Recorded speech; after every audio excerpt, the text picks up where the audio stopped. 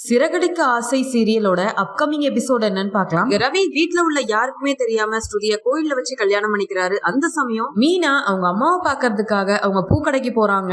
பூக்கடையில மீனாவோட அம்மா இல்லன்னு உடனே மீனா கோயிலுக்குள்ள போய் அவங்க அம்மா இருக்காங்களான்னு பார்க்க போறாங்க. அந்த சமயம் ரவியும் ஸ்ருதியும் மாலையும் கழுத்துமா நிக்கிறாங்க. அங்க ஸ்ருதியோட கழுத்துல தாலி இருக்கிறத பார்த்துட்டு ரொம்பவே ஷாக் ஆகுறாங்க மீனா. அப்புறம் மீனா ரவி கிட்ட என்ன ரவி பண்ணி வச்சிருக்கீங்க, வீட்டுல உள்ளவங்களுக்கு எல்லாம் இந்த விஷயம் தெரிஞ்சா என்ன ஆகும் தெரியுமா, ஸ்ருதியோட ஃபேமிலிக்கு நீங்க ரெண்டு பேரும் கல்யாணம் பண்ணிக்கிட்டீங்கன்ற விஷயம் தெரிஞ்சா கண்டிப்பா ஸ்ருதியோட அப்பா நம்ம மாமா கிட்ட வந்து தகராறு பண்ணியே ஆவாரு. உங்க அண்ணன் உங்ககிட்ட எவ்வளவு படிச்சு சொன்னாங்க, எதையும் கேட்காம இப்படி பண்ணிட்டீங்களே ரவி அப்படின்னு ரொம்பவே கோவத்துல இருக்காங்க மீனா. அப்புறம் ஸ்ருதிக்கு சாட்சி கையெழுத்து போடுறதுக்காக சீதா வராங்க. இங்க சீதாவை பார்த்த மீனா, நீயும் ஏன்டி இவங்க கூட சேர்ந்து இப்படி பண்ணிட்டு இருக்க, எப்படியோ உங்க எல்லாராலையும் கண்டிப்பா குடும்பத்துல பிரச்சனை வரப்போகுதுன்னு மட்டும் எனக்கு நல்லா தெரியுது அப்படின்னு சொல்றாங்க மீனா. அப்புறம் ரவிக்கு சாட்சி கையெழுத்து போட யாருமே இல்லைன்னு சொல்லி ரவி மீனா கிட்ட, நாங்க செஞ்சது எல்லாமே தப்புதான் அண்ணி, என்ன மன்னிச்சிருங்க, தயவு செஞ்சு எனக்காக சாட்சி கையெழுத்து போடுங்க அண்ணி அப்படின்னு ரொம்ப பொறுமையா கேக்குறாரு. இங்க ரவி ஸ்ருதி கல்யாணமான விஷயம் குடும்பத்திலையும் முத்துவுக்கும் தெரிஞ்சா எனக்கு பெரிய பிரச்சனையாயிருமே அப்படின்னு நினைச்ச மீனா ரொம்பவே தயங்கி நிக்கிறாங்க.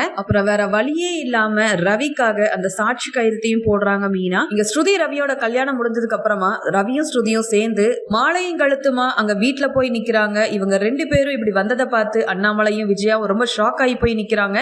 டேய் என்னடா ரவி இப்படி பண்ணிட்ட, இது யார் அந்த வாசுதேவனுடைய பொண்ணா, இனி அவரோட பிரச்சனையில தலையிடவே மாட்டேன் அப்படின்னு ஓ மேல வச்ச நம்பிக்கையில அந்த வாசுதேவன் கிட்ட சொல்லிட்டு வந்தேன், ஆனா என் பேச்ச மீறி இப்படி பண்ணிட்டியே அப்படின்னு ரொம்பவே அழுகாத குறையா வருத்தப்பட்டு இருக்காரு அண்ணாமலை. ஆனா விஜயா, டேய் ரவி அம்மா கிட்ட சொல்லாம கல்யாணம் பண்ணிக்கிட்டியா, என்ன ஓட உனக்கு ஏத்த மாதிரி ஒரு பணக்கார வீட்டு பொண்ணதான் கல்யாணம் பண்ணிருக்கேன், அது வரைக்கும் எனக்கு ரொம்ப சந்தோஷம் அப்படின்னு சொல்லி ரவியவும் ஸ்ருதியவும் ரொம்ப சந்தோஷமா வீட்டுக்குள்ள கூப்பிடுறாங்க விஜயா. அப்புறம் விஜயா ரவி கிட்ட, நான் என்னமோ ரொம்பவே பயந்துட்டேன், உங்க அப்பாவும் உங்க அண்ணனும் பாக்குற மாதிரி ஒண்ணுமே இல்லாத குடும்பத்துல உள்ள பொண்ணா பார்த்து உன் தலையில கட்டி வச்சிருவாங்கன்னு நினைச்சேன், ஆனா நீ பிடிச்சாலும் பிடிச்ச நல்ல புளியங்கம்பா தான் பிடிச்சிருக்க, வாசுதேவனுடைய பொண்ணையே வளைச்சு போட்டுட்டியே அப்படின்னு சொல்லி ரொம்ப சந்தோஷப்பட்டு இருக்காங்க விஜயா. இங்க ஸ்ருதி ரவியை கல்யாணம் பண்ணதுனால வாசுதேவனால பெரிய பெரிய பிரச்சனை காத்துட்டு இருக்குன்றது விஜயாவுக்கு புரியாமையே தான் இருக்குது. இங்க முத்து 2 நாள் கழிச்சுதான் வருவாருன்றதுனால இப்போதைக்கு ரவிக்கும் ஸ்ருதிக்கும் எந்த பிரச்சனையும் இல்ல. ஆனா முத்து வந்ததுக்கு அப்புறமா ரவிக்கும் ஸ்ருதிக்கும் கல்யாணமான விஷயம் தெரிஞ்சா கண்டிப்பா ரவியை வீட்டை விட்டு வெளியில போக சொல்வாரு நான் நினைக்கிறேன். அது மாத்திரம் இல்லாம மீனா ரவிக்கு சாட்சி கையெழுத்து போட்டிருக்காங்கன்ற விஷயம் முத்துவுக்கு தெரிஞ்சா கண்டிப்பா முத்துவுக்கும் மீனாவுக்கும் இடையில கருத்து வேறுபாடு வர நிறைய வாய்ப்பு இருக்குது.